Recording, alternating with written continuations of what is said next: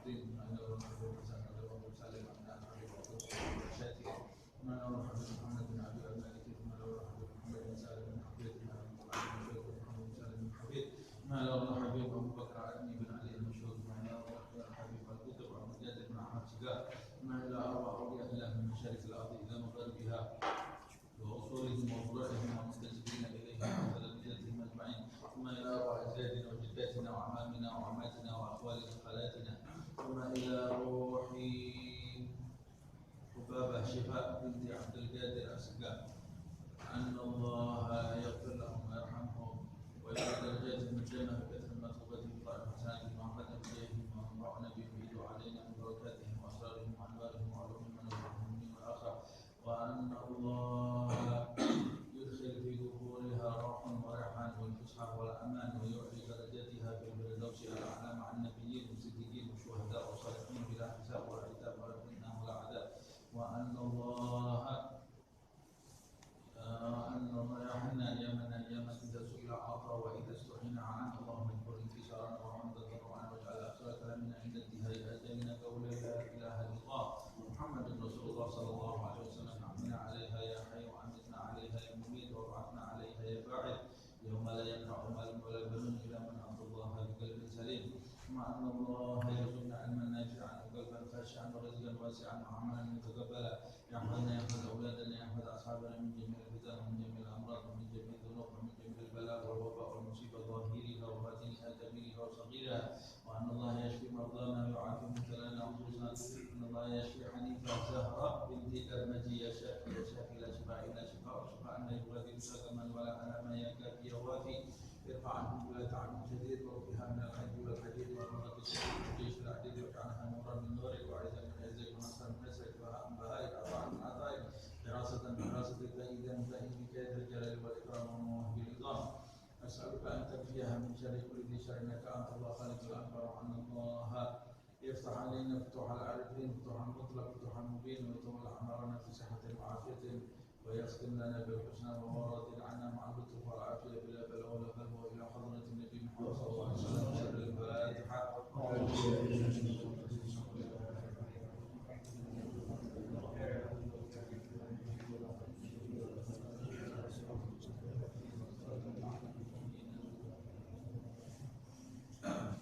بسم الله الرحمن الرحيم الحمد لله رب العالمين اللهم صل وسلم على سيدنا محمد وعلى آل سيدنا محمد نوينا التعلم والتعليم والتذكر والتذكير والنفع والانتفاع والإفادة والاستفادة والحث على التمسك بكتاب الله وسنة رسوله والدعاء إلى الهدى والدلالة على الخير ابتغاء وجه الله ومرضاته وقربه وثوابه سبحانه وتعالى. Kita lanjutkan kajian An-Nasaih Ad-Diniyah wal Wasaya Al-Imaniyah karya Imam Abdullah bin Alawi Al-Haddad.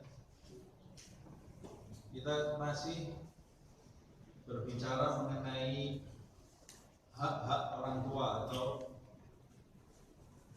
kewajiban seorang anak bagi orang tuanya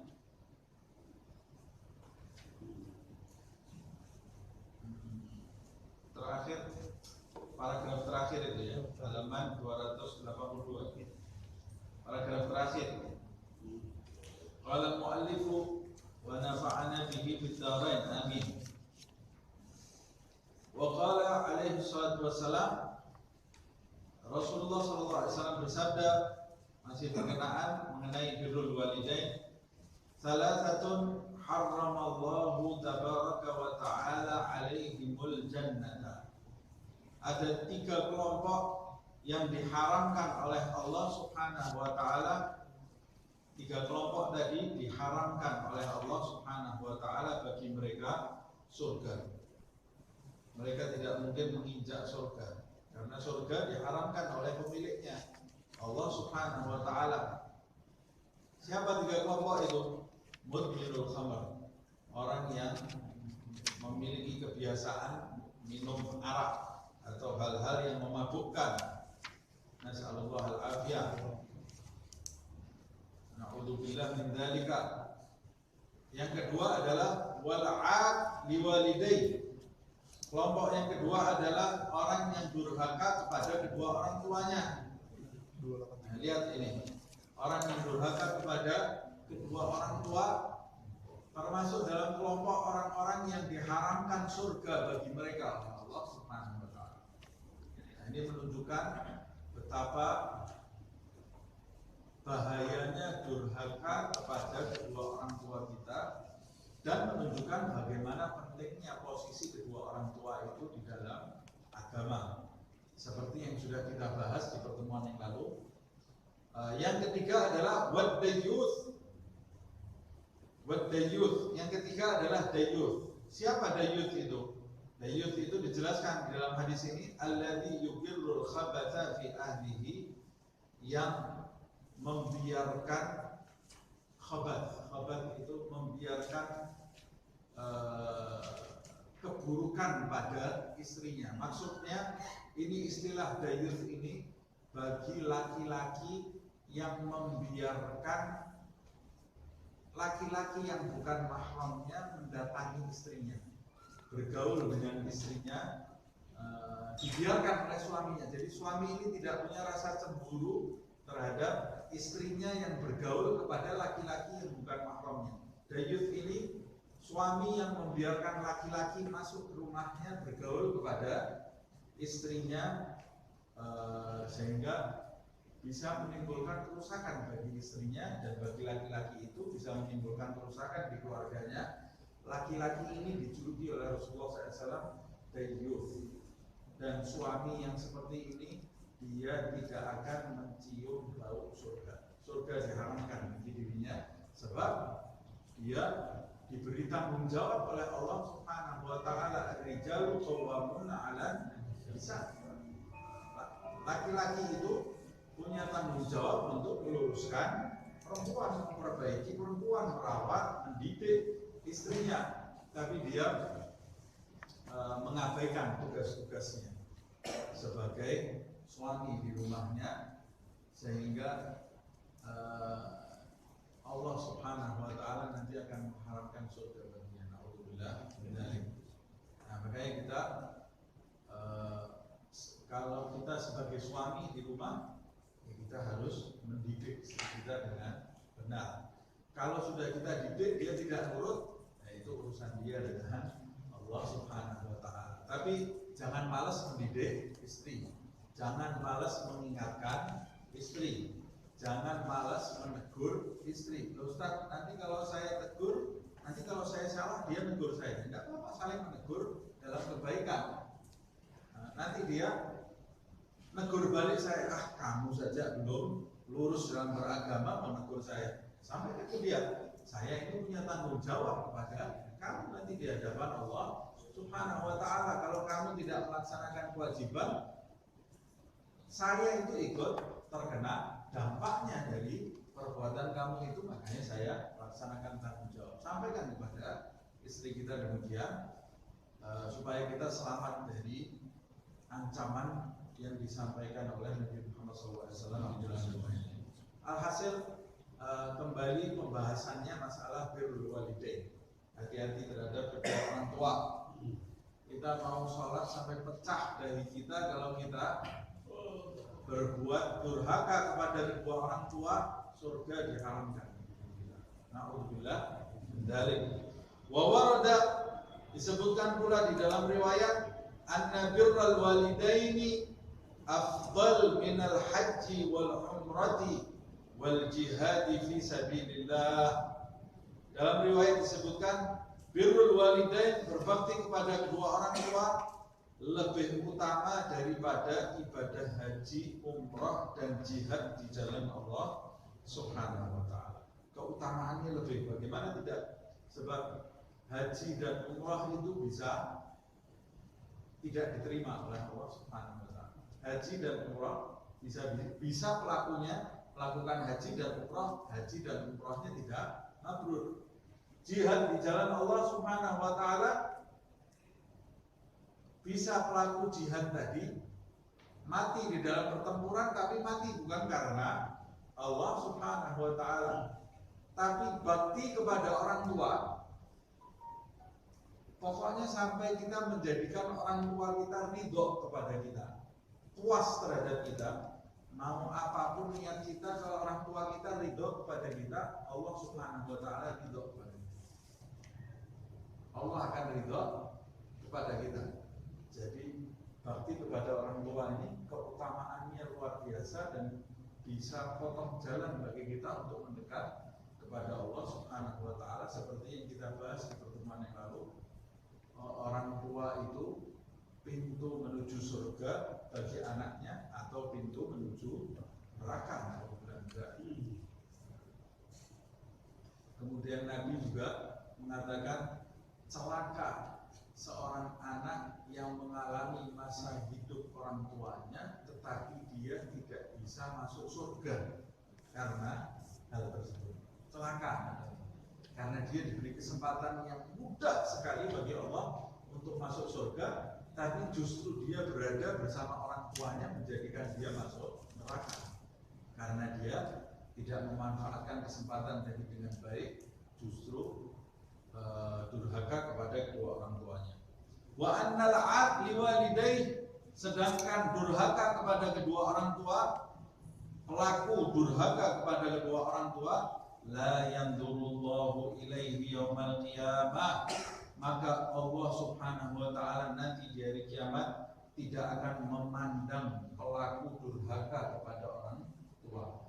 Kalau sudah tidak dipandang Allah, berarti dia ada di luar lingkaran rahmat Allah Subhanahu wa Ta'ala.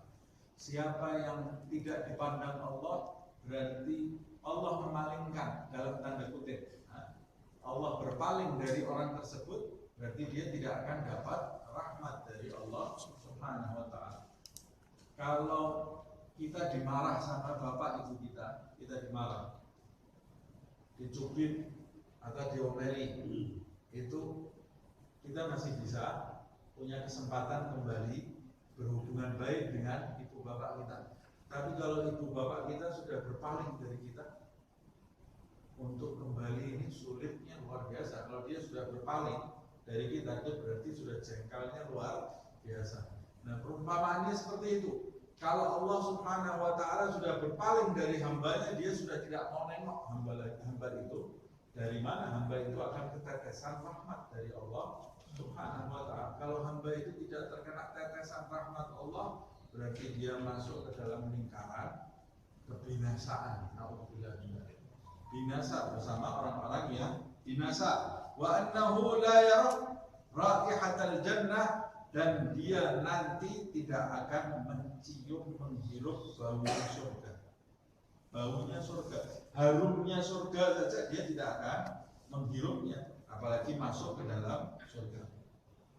Wabil jumlah, kesimpulan dari pembahasan ini mengenai birrul walidain ini, fahaqqul walidain a'zamul huquq ba'da haqqillah wa haqqi rasulih.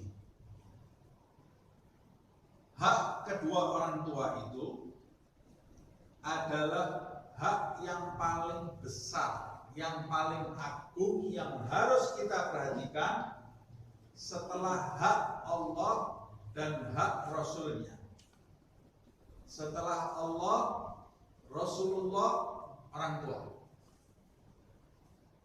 Setelah Allah, Rasulullah, orang tua. Selain orang tua, itu di bawahnya orang tua. Jadi prioritas nomor satu di dalam hidup kita adalah Allah. Nomor dua adalah Rasulullah. Nomor tiga bapak ibu kita. Mau ada jenderal, mau ada presiden, mau ada ulama sebesar apapun, kalau orang tua kita manggil kita, ya kita harus datang ke orang tua kita. Ingat ceritanya Uwais Al-Qarni, tidak bisa berjumpa Nabi Muhammad SAW karena dia merawat ibunya. Karena dia merawat ibunya. Ini Nabi Muhammad ya. Bukan cuma ulama A, ulama B, bukan wali A, wali B ya. Dia mengalami zaman adanya Rasulullah SAW, tapi tidak pernah berjumpa Nabi Muhammad SAW karena dia harus merawat ibunya. Pernah suatu kali dia datang ke kota Madinah memanfaatkan kesempatan karena dia punya kesempatan untuk meninggalkan ibunya sebentar, dia menggunakan kendaraan berangkat dia ke kota Madinah hanya karena ingin berjumpa dengan Nabi Muhammad SAW.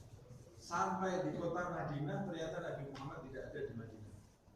Dia sedang keluar di luar kota Madinah berperang bersama sahabatnya. Dalam riwayat Uwais itu berjumpa dengan Salman Al-Farisi, karena Salman Al-Farisi itu wajahnya tampan sekali. Dia menyangka itu Rasulullah Shallallahu Alaihi Wasallam. Berarti dia bukan Muhammad Shallallahu Alaihi Wasallam, tapi Nabi Muhammad sedang keluar pergi bersama para sahabatnya.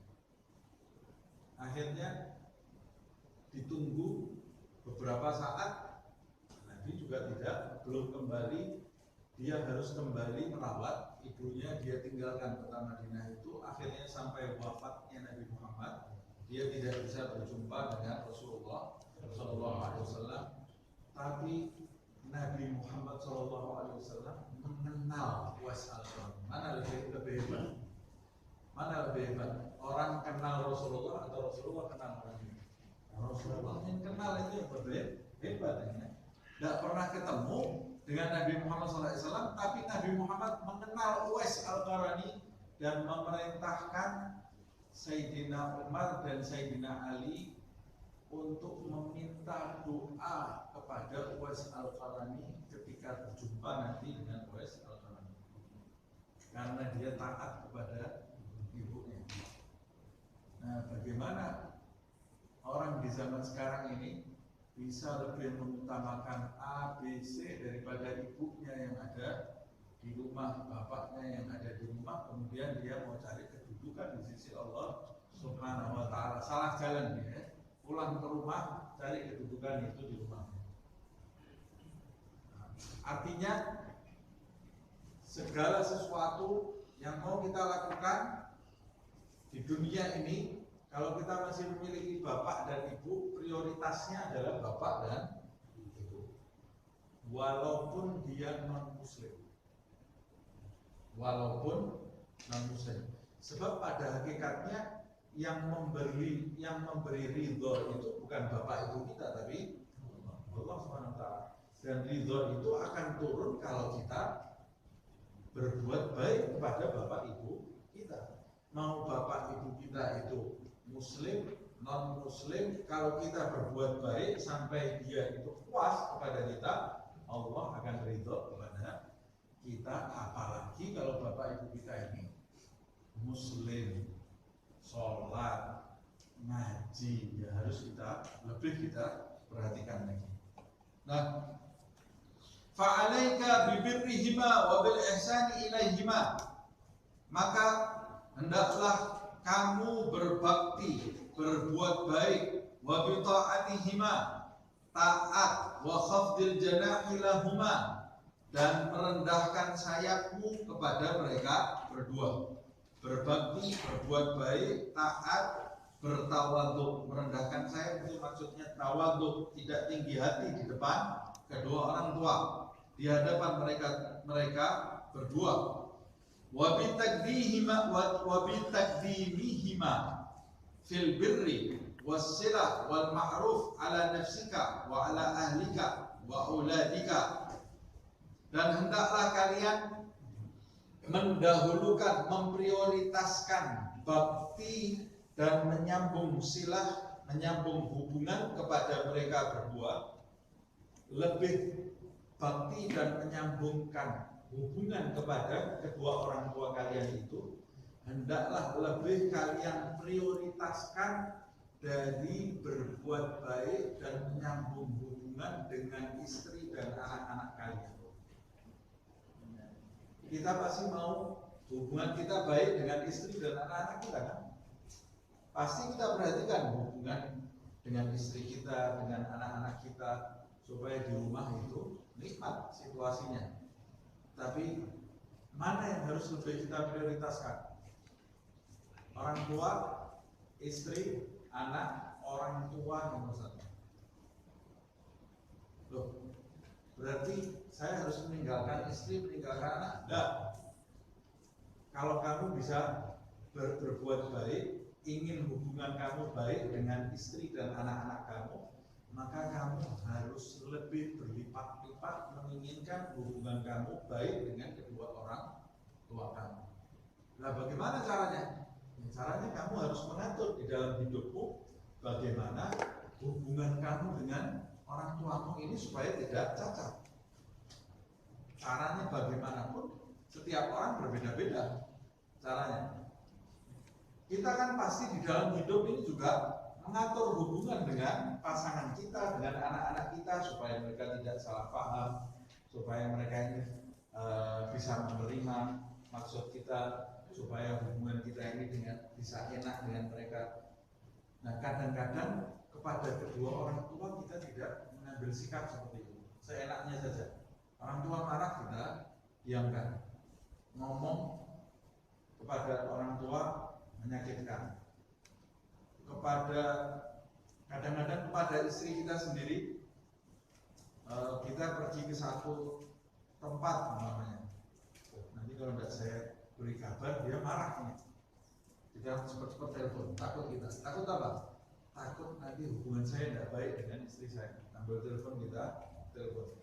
Kepada orang tua kita tidak bisa seperti itu, tidak bisa menjaga perasaan. Padahal orang tua itu mengkhawatirkan kita, istri belum tentu mengkhawatirkan kita, orang tua, ibu kita itu pasti mengkhawatirkan kita. Nah, ini harus jadi pelajaran kita. Dan semoga Allah mengampuni dosa-dosa kita, keburukan adab kita kepada kedua orang tua kita, dan menjadikan kita anak-anak yang berbakti kepada orang tua, dan menjadikan keturunan kita keturunan yang berbakti kepada orang tua. Nah, beri kabar mereka karena mereka ini khawatir. Pasti mereka mengkhawatirkan kondisi kita. Tanyakan kabarnya. Sudah berapa lama kita tidak ke rumahnya? Nah, perhatikan, jangan seperti orang di luar sana yang nggak tahu adab, ke tempat orang tuanya atau nelpon orang tuanya kalau hari besar saja. Nah, hari besar baru dia nelpon orang tuanya, baru dia datang ke rumah orang tuanya, padahal dia punya kesempatan untuk mendatangi orang tuanya. Nah, ini apalagi sudah zaman akhir ini, orang mengutamakan egonya, kadang-kadang orang tuanya dianggap merepoti hidup dia ya. Alhamdulillah, padahal orang tua itu berkah dari Allah Subhanahu wa ta'ala. Min ghairi minnatin alaihima walastidgal lahuma. Kamu mendahulukan mereka berdua, orang tua kamu, tanpa menyebut-nyebut kebaikan kamu. Min ghairi minnah, tanpa menyebut-nyebut kebaikan kamu di hadapan mereka berdua. Dan juga tanpa memberatkan mereka berdua. Jangan sampai kamu berbuat baik kepada mereka berdua, kemudian itu saya yang ngasih ini, nah itu saya belikan, itu TV saya belikan, oh itu baju saya yang belikan. La ilaha illallah. Tidak baik. Jangankan kepada kedua orang tua, kepada siapapun kita memberikan sesuatu, kita tidak boleh menyebut-nyebut kebaikan kita itu karena menyakiti hati orang yang kita beri, apalagi kepada kedua orang tua kita. Nah, padahal mereka jasa. Kalau mereka nyebut-nyebut boleh enggak? Boleh. Orang tua kita nyebut-nyebut kebaikannya kepada kita, boleh enggak? Boleh. Supaya kita ini paham bahwa kita ini harus berbakti kepada kedua orang tua kita. Tapi kalau kita nggak pantas, karena seberapa besar pun kita memberikan sesuatu untuk orang tua kita, itu tidak ada artinya dibanding kebaikan mereka kepada kita. Sebab wujudnya kita di dunia ini karena mereka berdua itu kenikmatan yang puncak, tidak bisa dibandingkan dengan apapun. Nah, wa'udda hajatuhuma ilaika wa raghbatuhuma fi birrika wa khidmatuka iyahuma min a'zami ma manna Allahu bihi 'alaika wa wafaqaka lahu. dan hajat mereka berdua kepadamu, keperluan orang tuamu kepada dirimu, hajatuhuma ilaika wa raghabatuhuma fi birrika, hajat orang tuamu kepada dirimu. Kalau orang tuamu minta tolong kepadamu, dan keinginan orang tuamu akan baktimu kepada dia. Setiap orang tua menginginkan anaknya berbakti kan. Wa raghabatuhuma fi birrika wa khidmatuka iyahuma, dan pelayananmu terhadap mereka berdua. 3 hal ini ya. Keperluan mereka terhadapmu, keinginan mereka agar kamu berbakti kepada mereka. Yang ketiga, khidmat kamu kepada mereka. Hitunglah 3 hal ini, kata beliau. Hitunglah 3 hal ini sebagai anugerah yang terbesar yang dilimpahkan oleh Allah kepada diri kalian. Ini bukan beban. Kalau orang tuamu minta pertolongan kamu, orang tuamu menginginkan sikap baik kamu kepada mereka, orang tua kamu menginginkan pelayanan kamu kepada mereka, ini sebetulnya bukan beban. Kata Allah ada, jangan kau hitung hal-hal tersebut sebagai ujian bagi diri kamu. Bukan ujian, itu adalah anugerah yang terbesar. Bukan cuma anugerah ini, a'zam ma manallahu bihi alaika. Nah, sementara itu kita sekarang ini menghitung itu sebagai ujian. Sebagai ujian ya. Orang tua saya, ya Allah, berat ujian. Apa sih yang dimaui orang tua kamu apa? Oh, yang dimaui orang tua saya itu setiap hari saya SMS, nanyakan kabar. Ya Allah, itu gampang-gampang gitu ya. Kadang-kadang yang dimaui orang tua itu hanya perhatian saja, perhatian dari anak-anaknya. Gampang sekali. Ada orang tua yang maunya lebih dari itu ya. Maunya lebih dari itu. Ada yang berat memang. Tapi seberat apapun, anggap, hitung itu sebagai anugerah yang diberikan Allah Subhanahu wa Ta'ala kepada kalian yang teragung.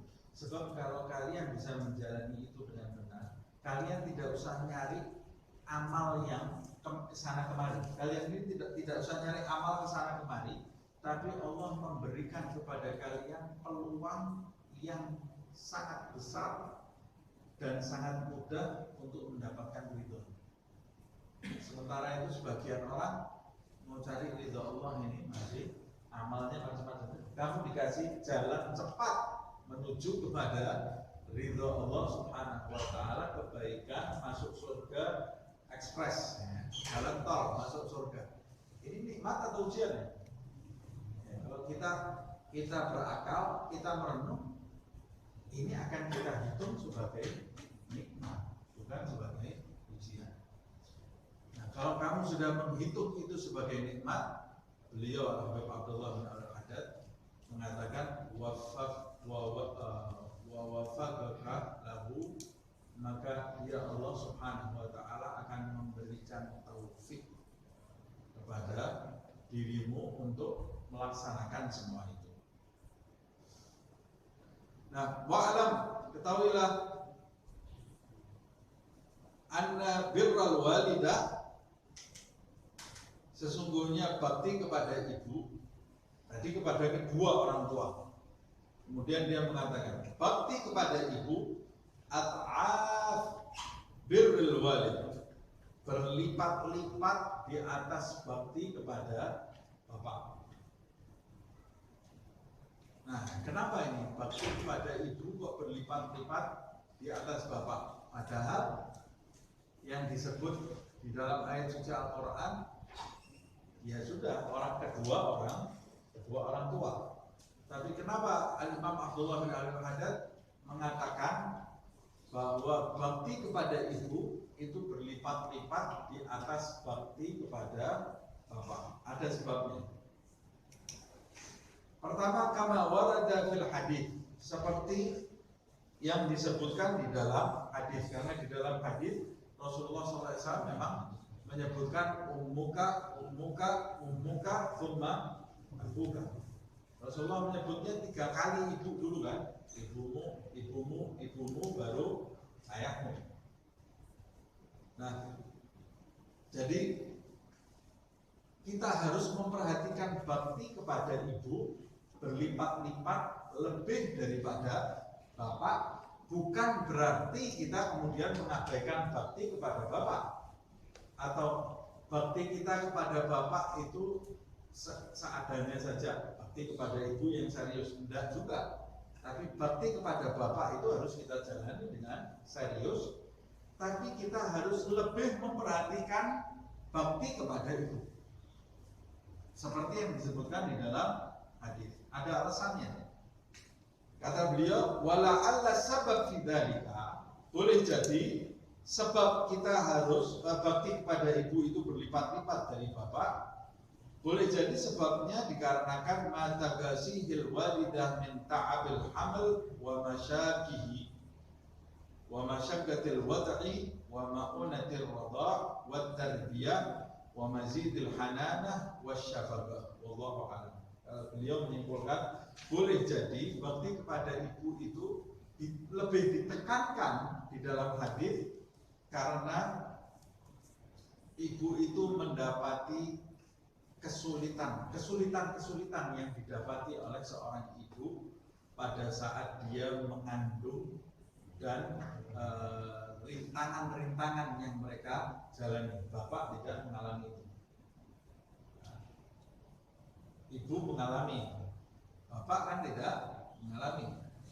Nah, itu boleh jadi karena pertama, ibu itu mengandung anak, dan pada saat dia mengandung itu seperti yang disebutkan di dalam ayat wahnan ala wahnin, mengalami kepayahan demi kepayahan. Setiap bulannya, setiap bulan yang semakin besar kandungannya, semakin payah dia merasakan kepayahan. Yang kedua, wa masyaggatil wad'i, kepayahan atau beratnya saat dia melahirkan. Saat dia melahirkan itu, ibu itu saat melahirkan urusannya hidup dan mati dia. Urusannya hidup dan mati. Loh, Ustaz, zaman sekarang kan sudah gampang. Ya, segampang-gampangnya zaman sekarang ini melahirkan itu tetap sesuatu antara hidup dan mati. Nah, kadang-kadang dokter itu harus memilih nih anaknya atau ibunya, atau kadang-kadang dua-dua lewat, karena proses kelahiran tadi. Makanya sampai Nabi menghitung, menggolongkan wanita yang mati saat melahirkan, dia terhitung sebagai orang yang mati syahid di jalan Allah Subhanahu wa ta'ala. Nanti dia dikumpulkan bersama para syuhada, karena mulianya wanita yang berjuang melahirkan anaknya. Nah, pertama kesulitan saat dia hamil, kedua kesulitan saat dia melahirkan, ketiga wa ma'unatir radha', perjuangan dia saat menyusui.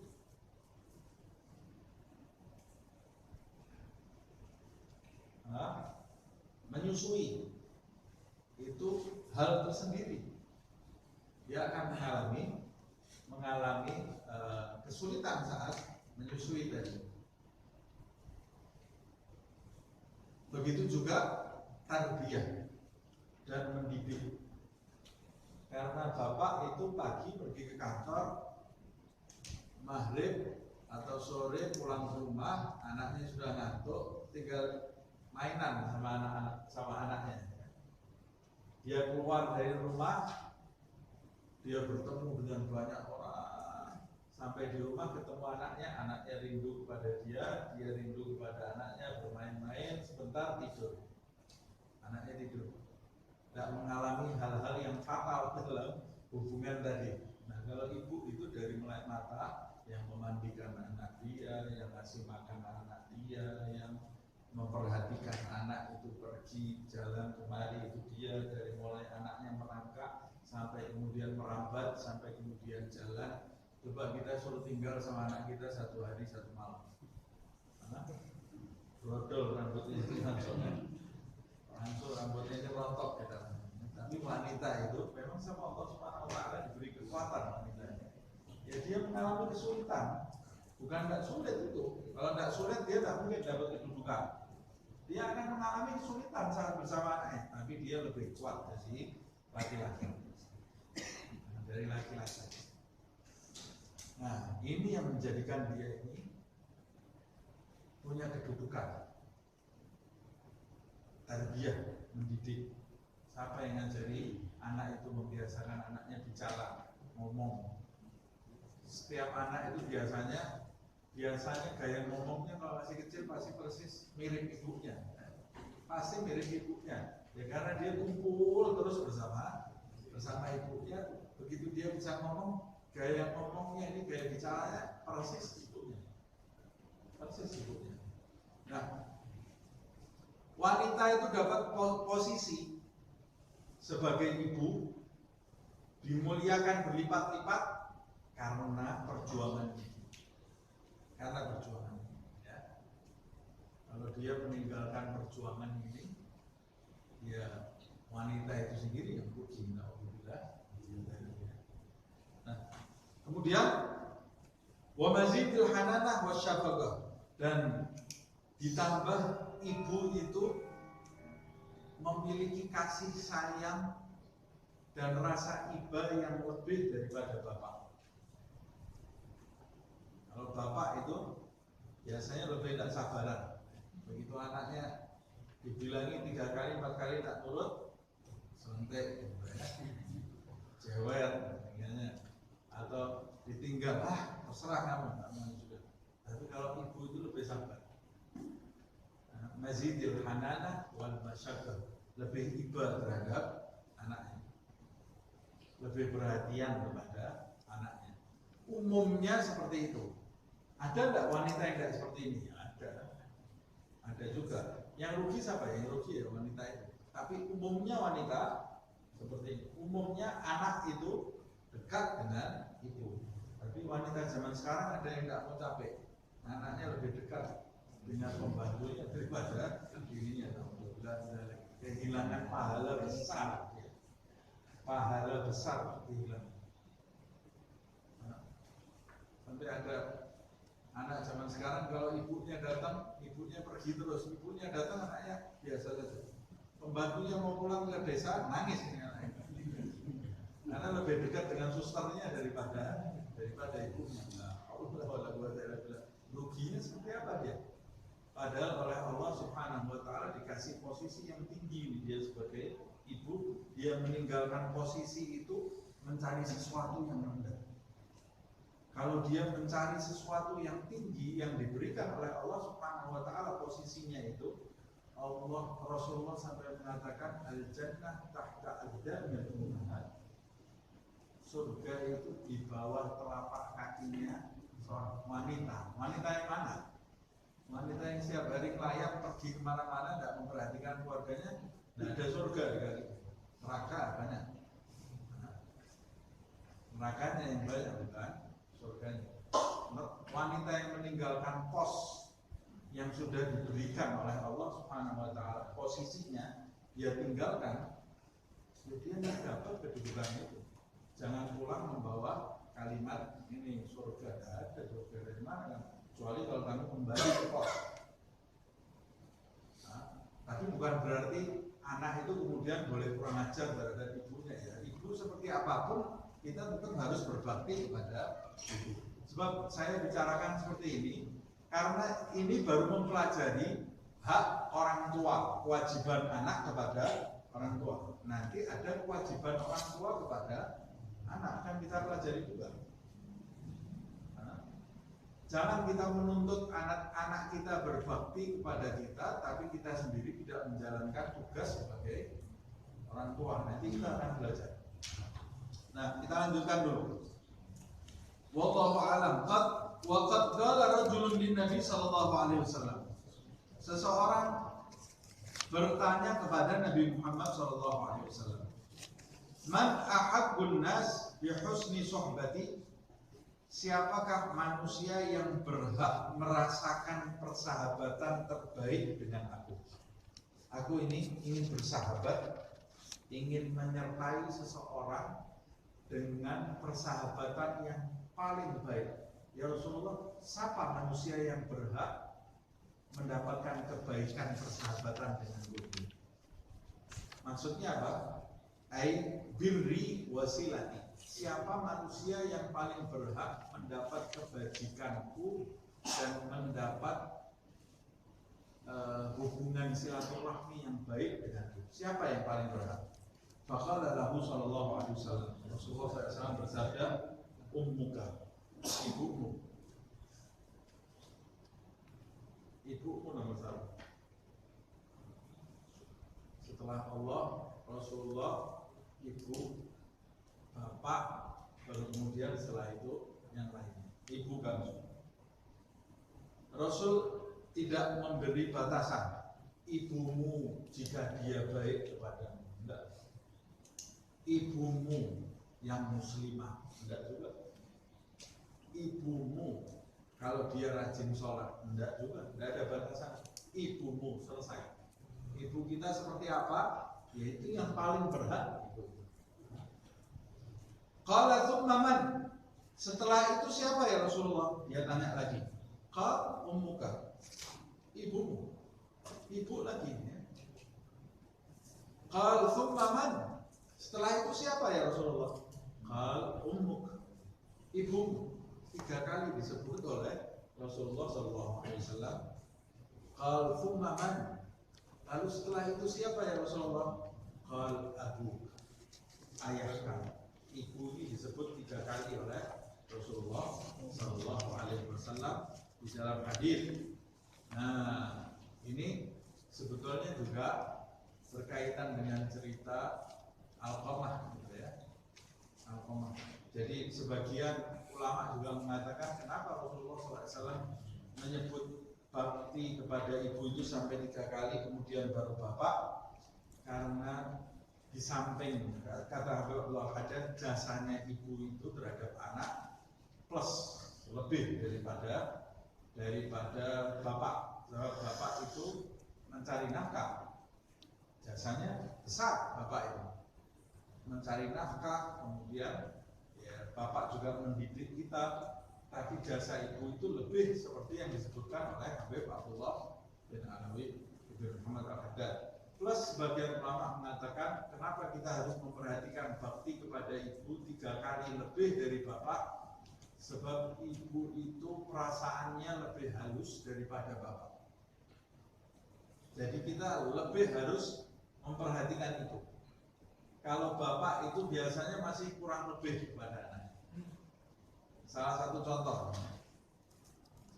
contoh, bapak itu biasanya kalau anaknya merantau kerja di luar kota, kalau ibu selamanya telepon, kapan mau balik, kapan mau pulang ke rumah, kapan mau pulang ke rumah. Itu kalau ibu tidak mikir anaknya ini kerja, mau cari uang atau ada meeting, atau tidak mikir. Ibu pasti ketika telepon ayahnya kapan mau ke rumah. Tapi kalau bapak gimana kerjanya? Ya kerja yang betul, dia tidak bilang pulang ke rumah. Kadang-kadang ibunya ini dimarah sama bapaknya, jangan disuruh pulang terus anak ini, biar kerja, biar ini. Bapak itu kurang lebih bapak. Yang penting anaknya berhasil, itu dia sudah bangga ya bapak ini. Datangnya jarang-jarang ke rumah, tidak ada masalah, tapi tetap datang. Kalau bapak itu yang penting anaknya berhasil, itu dia bisa bangga terhadap anak. Kalau ibu yang penting anaknya perhatian kepada dia. Perhatian, terus memperhatikan dia. Itu wanita memang nalurinya sudah seperti itu. Dia itu kalau punya anak laki, punya anak perempuan, ya dia paling sering diperhatikan oleh oleh anaknya.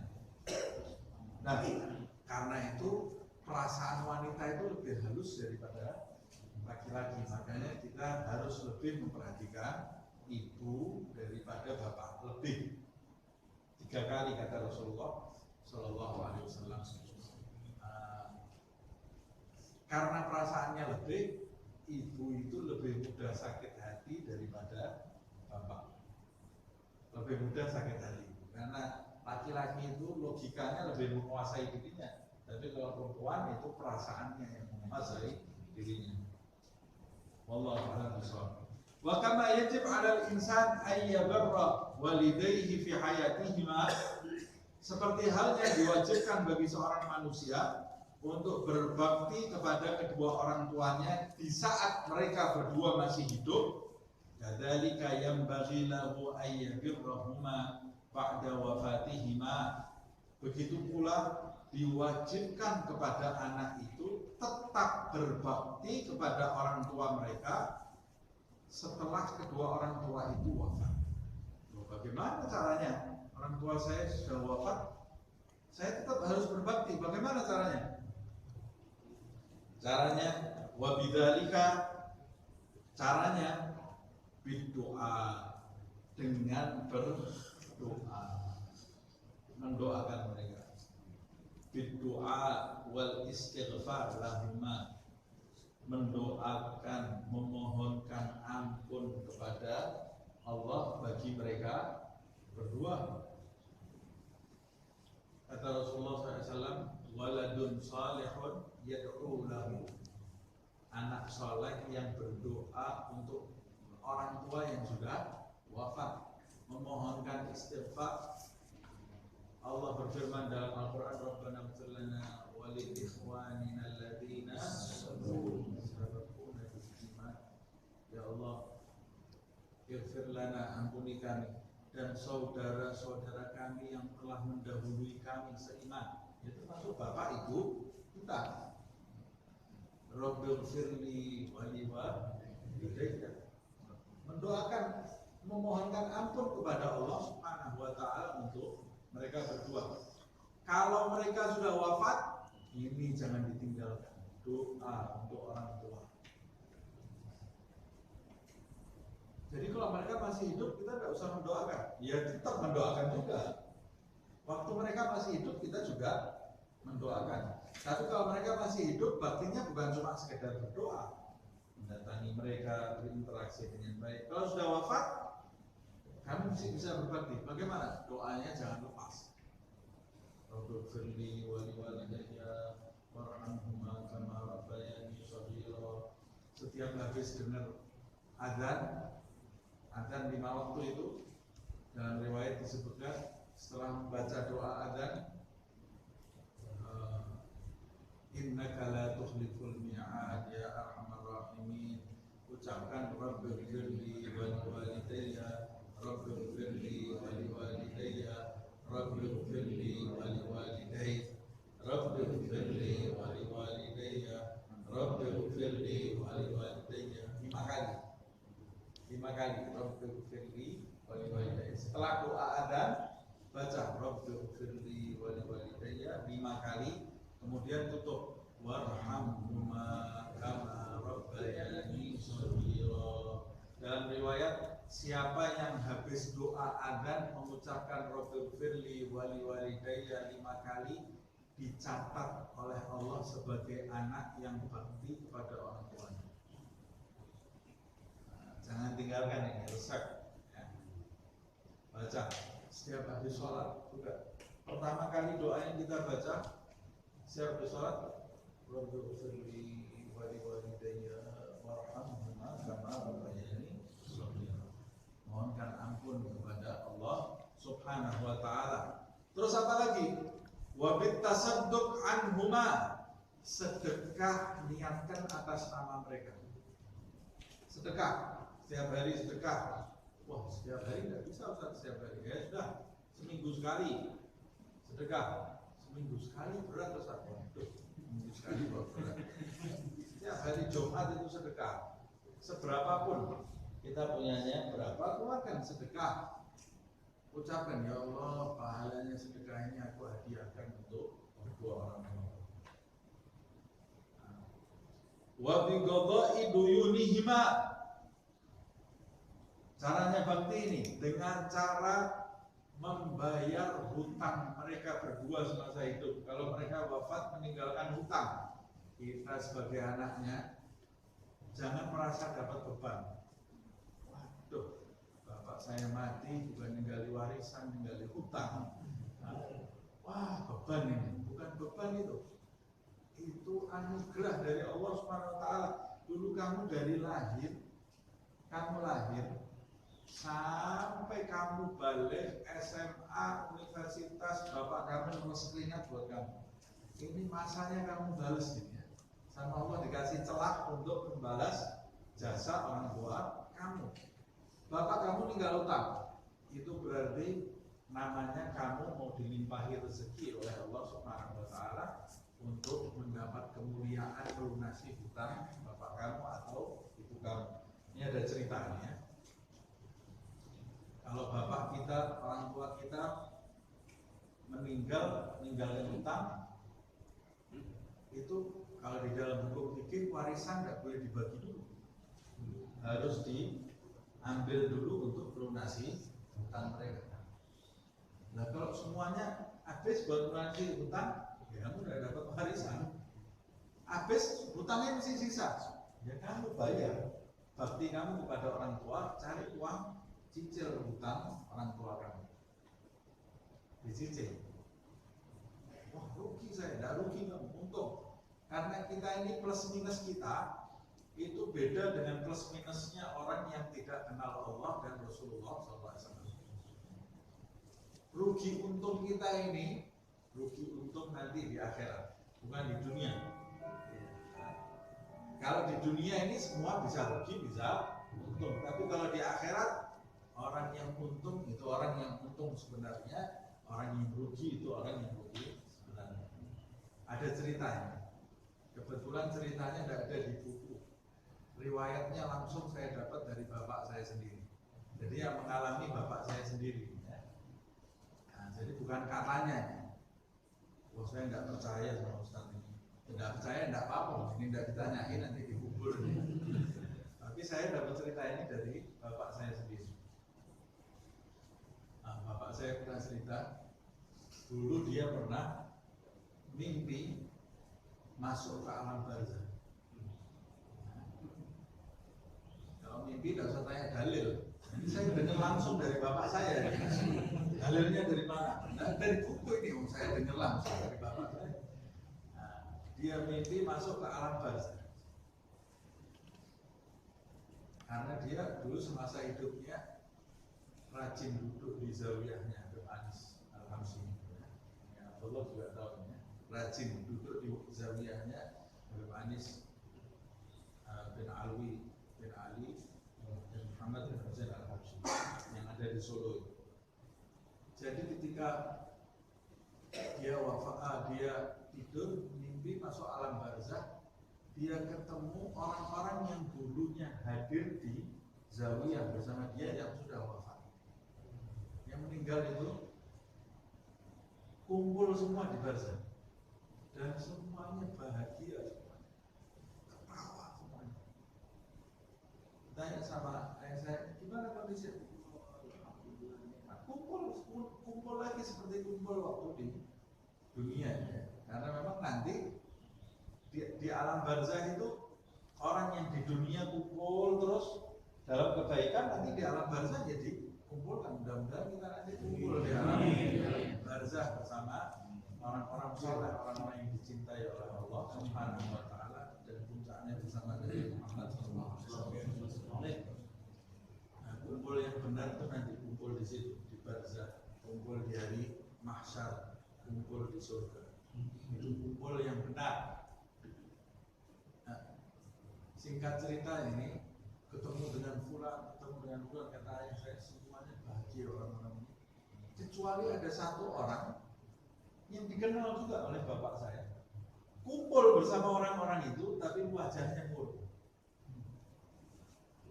nggak ketawa ya.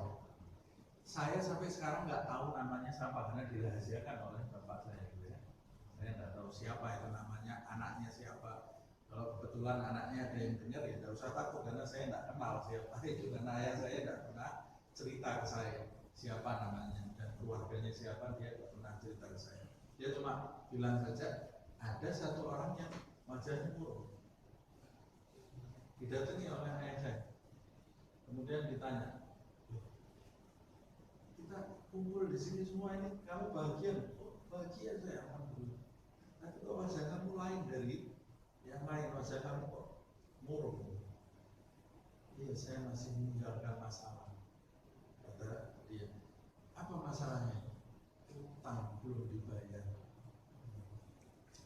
Saya mati tinggal utang, anak saya rebutan warisan dan urusi utang saya, kata dia. Anak saya ribut warisan, tidak ngurusi utang saya.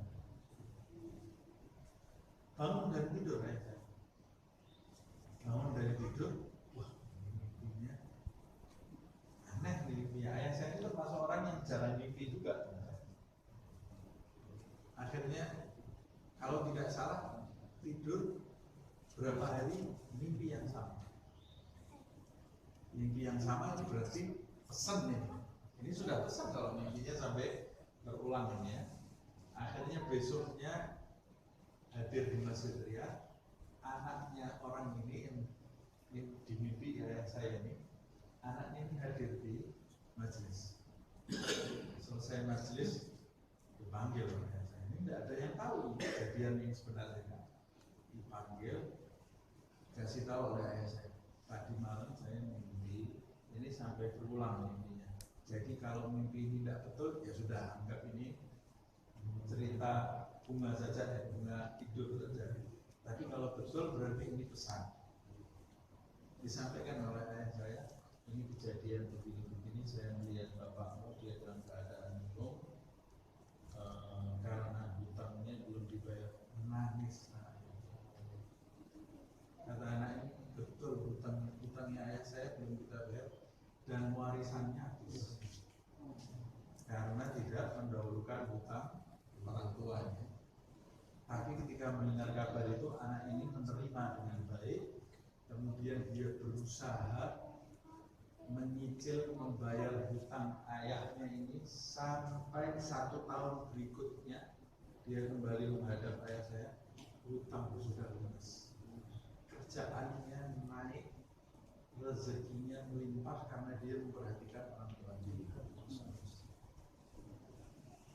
Nah, ini cerita saya dapat sendiri dari ayah saya.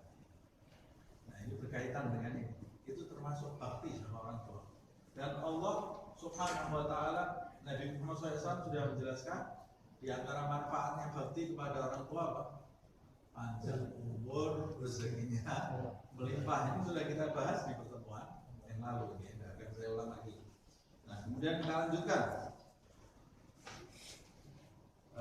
Wa tanfid wasayahuma, dan menjalankan wasiat mereka berdua saat mereka hidup, membuat wasiat. Jalankan wasiat itu kalau wasiat itu masuk akal. Kalau tidak masuk akal tidak wajib kita menjalankan, atau bisa dijalankan. Kalau terlalu memberatkan tidak wajib.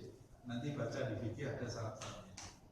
Wa bisilati arhamihima wa birru asdiqaihima wa ahli mawaddatihima, dan dengan cara ini, caranya berbakti kepada orang tua yang sudah wafat ya, dan juga dengan cara bersilaturahmi, berbakti kepada teman-teman mereka semasa hidup, juga orang-orang yang mereka cintai. Siapa dulu yang dekat dengan bapak ibu saya semasa hidupnya?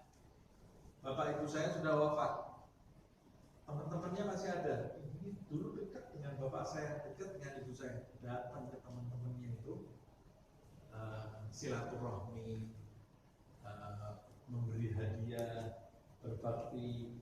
Nah, ini termasuk bagian dari birrul walidain. Birrul walidain. Nah, kalau teman-temannya saja kita dianjurkan mendatangi, apalagi saudaranya bapak kita, saudaranya ibu kita, paman kita, tante kita, ya harus kita datangi. Temennya aja kalau kita datangi itu termasuk bakti, apalagi saudara kandung bapak dan ibu kita, jangan kita abaikan. Nah, termasuk saudara kandung kita. Saudara kandung kita kan anaknya bapak ibu kita. Bapak ibu kita cinta enggak sama mereka?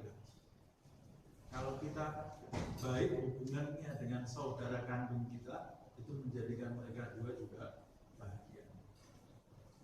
Nah, ini termasuk di dalam ahli mawaddati hima, orang-orang yang dulu semasa hidupnya mereka cintai. Kakak adik kita ya pasti dicintai sama bapak ibu kita.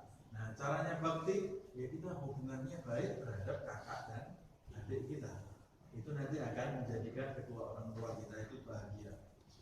Nah, asyishat, sebagian orang bapaknya baru dikubur 1 hari, anak-anaknya semua sudah ribut perang warisan sampai pengadilan.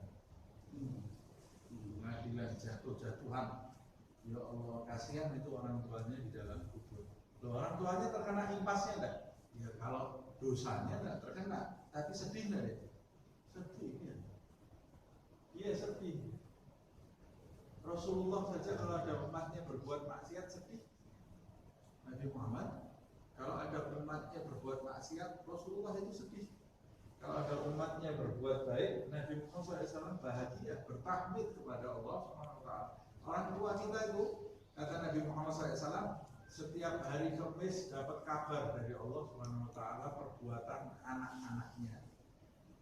Beritanya ini di SMS ke orang tua kita yang sudah ada di alam barzah ini. Setiap hari Kamis.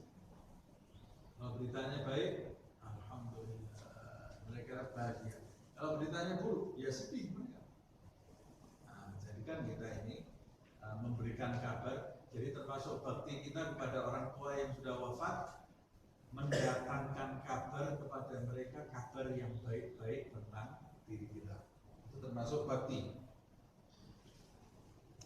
Falidzalika kullu min tamamil bir kama waradat bihil ahadits. Nah, semua itu termasuk kesempurnaan bakti kepada kedua orang tua seperti yang diriwayatkan di dalam hadis, tapi karena buku ini ringkas, ya hadis tentang semua itu tidak disampaikan oleh beliau. Wa fid du'a lil mayyit wa fil istighfar lahu wa tasaddaq anhu naf'un lahu katsir. Beliau menjelaskan sebagai penutupnya, berdoa, beristighfar dan bersedekah untuk mayat, untuk orang yang sudah wafat, itu mendatangkan manfaat besar bagi si mayat itu. Jadi kalau ada orang bilang, wah tidak mungkin sampai, kata siapa tidak sampai? Saya lebih percaya mulut orang yang agak daripada mulut orang yang itu. Karena yang ini Qutbul Irsyad wa Qawtil Ibad wal Bilad, ilmunya luar biasa. Dan dia termasuk seorang mujtahid. Dia mengatakan doa, istighfar, sedekah untuk mayit itu mendatangkan manfaat yang besar kepada mayit tersebut. Mendatangkan manfaat. Loh, itu di dalam hadis kan disebutkan ada 3 di dalam hadis disebutkan idza mata ibnu Adam inqata a'maluh. Jika mati anak cucu Adam, terputus amalnya, dia tidak bisa beramal lagi. Loh, hadisnya kan tidak berhenti di situ. Illa min ihdar salah, kecuali salah satu dari 3. Yang pertama, hadis itu mengatakan anak cucu Adam kalau mati terputus amalnya. Amalnya terputus, dia tidak bisa beramal lagi. Karena orang kalau sudah mati sudah bukan waktunya beramal. Tapi Rasulullah kan tidak bilang terputus pahalanya. Berarti masih bisa dapat pahala enggak? Yang tidak bisa beramal. Loh, dapat pahala dari mana? Dia tidak bisa beramal kok bisa dapat pahala? Nah, itu dijelaskan oleh Rasulullah. Kalau dia semasa hidupnya shadaqatun jariyah, sedekah jariyah, bangun masjid, bangun sekolah, bangun rumah sakit, bangun WC umum, kamar mandi umum, bangun sumur, nanam pohon berbuah sampai untuk anak cucunya memanfaatkan. bangun rumah untuk panti jompo, bangun rumah untuk fuqara wal masakin.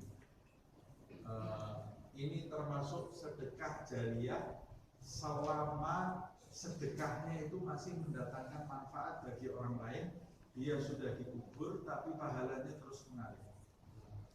Tidak bisa beramal lagi dia, tapi pahalanya terus mengalir. Kemudian yang kedua, ilmu yuntafa' bih, ilmu yang bermanfaat. Semasa hidupnya dia mengajarkan ilmu yang bermanfaat kepada orang. Selagi ilmunya dijalankan, dipraktekkan oleh orang tersebut, walaupun dia sudah mati, setiap orang itu mengamalkan ilmu tadi, dia dapat pahalanya. Yang terakhir, wa waladun shalihun yad'u lahu, doanya anak yang soleh. Kalau bukan anaknya doakan sampai enggak? Ya sampai. Jangan difahami letterlek. Selain anaknya enggak sampai. Siapa yang ngomong itu? Kok kamu tuh ngarang sendiri pemahaman itu? Karena yang disebutkan di dalam hadis wa waladun shalihun yad'u lahu, berarti kalau bukan anaknya enggak sampai. Dari mana kamu punya pemahaman seperti itu? Rasulullah SAW tidak berbicara dan hanya doa anak soleh yang berdoa untuk orang lain. Tidak. Nah, tapi kenapa yang disebut oleh Rasulullah waladun soleh, anak soleh? Ya karena pada umumnya kita itu didoakan oleh anak kita. Selain anak kita siapa yang mendoakan? Pada umumnya orang itu didoakan oleh anaknya, minimal anaknya yang mendoakan. Tapi kalau orang lain mau mendoakan sampai enggak? Sampai. Kalau enggak, kenapa Allah mengajarkan di dalam Al-Quran doa untuk orang yang sudah wafat? Rabbana ighfir lana wa li ikhwanina alladziina sabaquna. Tidak ada artinya doa itu kalau doa kita tidak sampai untuk orang yang sudah wafat. Allah mengajarkan kepada kita untuk mendoakan saudara seiman yang sudah wafat. Kemudian kalau doa itu tidak sampai, tidak usah disolatkan jenazah, karena sholat jenazah itu isinya doa. Kita kalau sholat jenazah, Allah Rabbil lahu warhamhu, tidak ada yang sampai, semuanya sudah mati, kata dia tidak sampai. Jadi yang sholat jenazah anaknya saja, yang lain tidak bisa sholat jenazah. Nah, dari sini kita bisa tahu doa kita untuk orang yang sudah wafat, siapapun kita, sampai kepada Allah. Yang sampai apa? Pahalanya, doanya sampai. Jadi kita kalau sedekah kita niatkan pahalanya, bisa sampai? Sampai.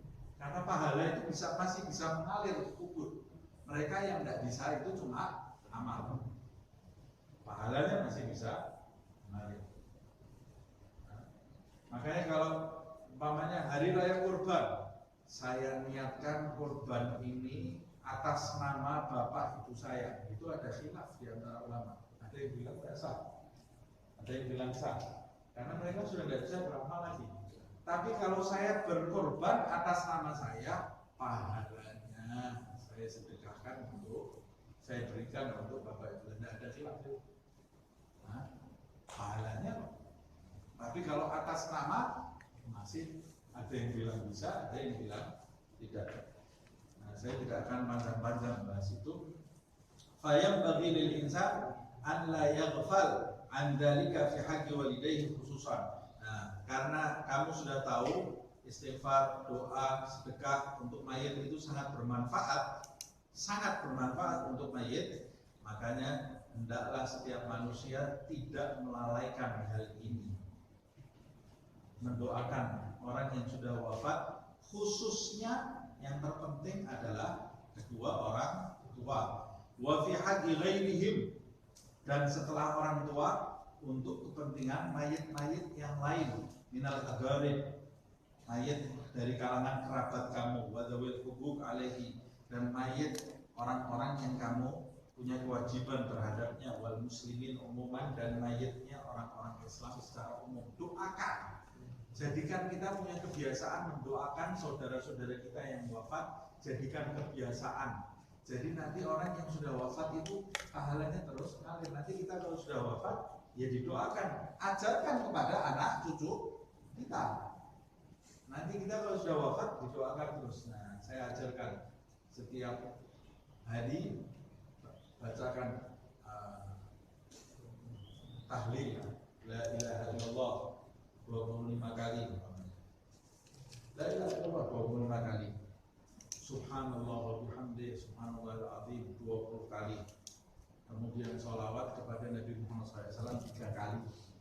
Lalu baca surat Al-Fatihah, ayat kursi, Qul huwallah 3 kali, Al-Falah dan An-Nas. Lalu setelah itu angkat tangan, ucapkan, ya Allah, aku hadiahkan pahala dari zikir dan bacaan surat Al-Quran yang aku baca tadi. 1, aku hadiahkan untuk Rasulullah SAW, untuk Ahlul Bait Nabi Muhammad SAW, untuk para sahabat Rasulullah, untuk istri-istri Nabi Muhammad SAW, dan untuk seluruh wali dan ulama, dan untuk keturunan Nabi Muhammad SAW. Kemudian setelah itu sebutkan untuk bapak ibu saya, sebutkan nama, untuk bapak saya bulan, untuk ibu saya bulan. Oh, saya kenal kakek saya, sebutin juga untuk kakek saya, untuk nenek saya, tante saya, untuk paman saya, sebutkan nama itu. Saya kalau ingat-ingat susah, dicatat, bilangin nanti taruh di tempat di rumah. Jadi kalau baca itu gampang, tinggal nyebut. Nanti kalau sudah fotokopikan buat anak-anaknya. Nah, setiap hari ini kirimkan Fatihah buat orang-orang yang sudah wafat. Nanti kalau bapak mati, namanya tambah lagi, nama saya ditulis di situ. Jangan kamu tinggalkan setiap hari. Ini termasuk amalan yang sangat bermanfaat untuk orang yang sudah wafat. Karena orang yang sudah wafat ini memerlukan aliran pahala dari orang yang masih hidup. Loh, kalau Rasulullah apa perlu pahala? Rasulullah tidak perlu pahala dari kita. Tapi kalau kita memberi hadiah kepada Rasulullah akan tahu kita, akan kenal kita. Nah, ini termasuk ajaran para salaf pendahulu kita yang soleh, yang membawa agama Islam ke negeri kita ini. Ajarannya seperti ini, Wali Songo, ya ajarannya seperti ini. Nah, Habib Abdullah bin Ali Al-Haddad ajarannya juga seperti ini. Mari kita biasakan, kita tularkan kepada keluarga kita, anak-anak kita. Semoga kita menjadi anak-anak yang berbakti kepada orang tua, menjadi hamba Allah Subhanahu wa Ta'ala yang berbahagia di dunia wal akhirah. Alhamdulillah, hadratin Nabi Muhammad sallallahu alaihi wasallam.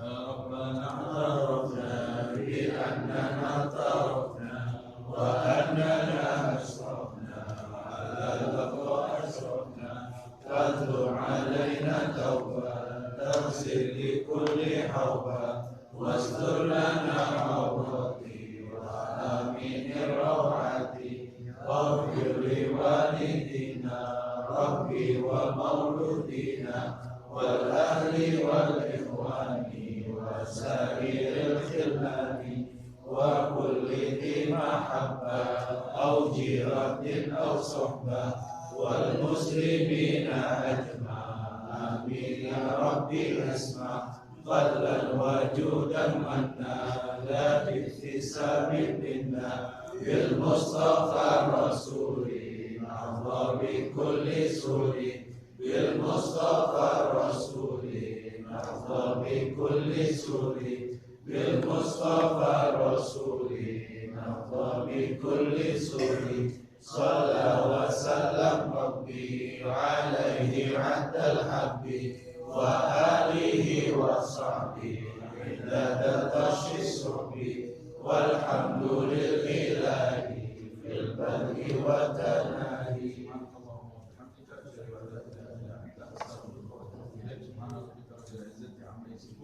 Wassalamualaikum warahmatullahi wabarakatuh.